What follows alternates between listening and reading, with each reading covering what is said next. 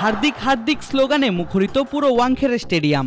আইপিএলে মুম্বাই ইন্ডিয়ান্সের ঘরের মাঠ। আর হাত নেড়ে সমর্থকদের ভালোবাসার প্রতিদান দিচ্ছেন ভারতের সহ অধিনায়ক তারকা অলরাউন্ডার হার্দিক পান্ডিয়া। এমন দৃশ্যের কথা ঠিক ১ মাস আগে বললেও বিশ্বাস করতো না কোনো ভারতীয় ক্রিকেট সমর্থক, বরং উল্টো ২-৪টে কথা শুনিয়ে দিত পান্ডিয়াকে নিয়ে। যারা কদিন আগেও দুধ্বনি দিত হার্দিককে, তারাই গলা ফাটাচ্ছেন তার নামে। ঠিক কি মন্ত্রে বদলে গেল দর্শকদের দৃষ্টিভঙ্গি? কেনই বা মুম্বাইয়ের খলনায়ক থেকে নায়ক বনে গেলেন পান্ডিয়া? ঘটনার শুরু ২০২৪ আইপিএল আসরেরও আগে থেকে। মুম্বাই ইন্ডিয়ান্সের অধিনায়ক করা হয় হার্দিক পান্ডিয়াকে, সেটিও আবার দলটির সবথেকে সফল অধিনায়ক রোহিতকে সরিয়ে, রোহিত দলে থাকা অবস্থাতেই।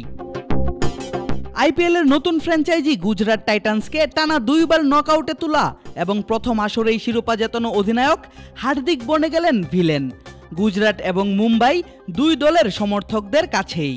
যে কোনো ব্র্যান্ডের সচল অথবা অচল টিভি এক্সচেঞ্জ করে নতুন ওয়ালটন টিভিতে পাবেন সর্বোচ্চ 20,000 টাকা পর্যন্ত ডিসকাউন্ট। ওয়ালটন। ফলাফল যা হবার তাই হলো।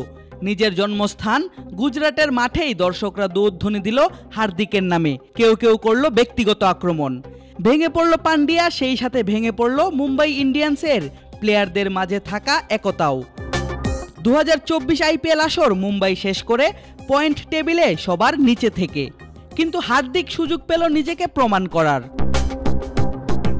সাউথ আফ্রিকার বিপক্ষে টি-20 বিশ্বকাপের ফাইনালে শেষ ওভারে প্রোটিয়াদের দরকার 16 রান, হাতে 4 উইকেট, ব্যাট হাতে প্রস্তুত কিলার মিলার। ঠিক তখনই অধিনায়ক রোহিত শর্মা বল তুলে দেন পান্ডিয়ার হাতে। এ যেন এক খলনায়ককে নায়ক বানানোর শেষ চেষ্টা। সফল হলেন হার্দিক, প্রথম বলেই ফেরান মিলারকে, পঞ্চম বলে রাবাদা। শেষ ওভারে মাত্র 8 রান দিয়ে জয় এনে দেন ভারতকে। 2007-এর পর টি-20 বিশ্বকাপের স্পর্শ পায় টিম ইন্ডিয়া। সেই সঙ্গে শুধু মুম্বাইয়ের নয়, পুরো 140 কোটি মানুষের নায়ক বনে যান হার্দিক। সেই হার্দিকের মুম্বাইয়ে ফেরাটাও মহানায়কের বেশেই। চোখে কালো চশমা, হাতে ট্রফি, বের হচ্ছেন এয়ারপোর্টের দরজা দিয়ে, আর বাইরে অপেক্ষমান হাজার হাজার ভক্ত। হার্দিক হার্দিক স্লোগানে মুখরিত চারপাশ, যেন রাজ্য খোয়ানো এক রাজা প্রত্যাবর্তন করলেন তার হারানো রাজ্যে।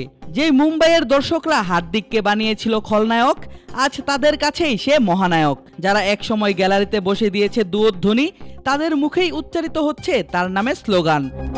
হয়তো কারো কারো মাথায় ঘুরছিল একটি লাইন, এভাবেও ফিরে আসা যায়। আদিব আশরাফ, ক্রিক ফ্রেঞ্জি।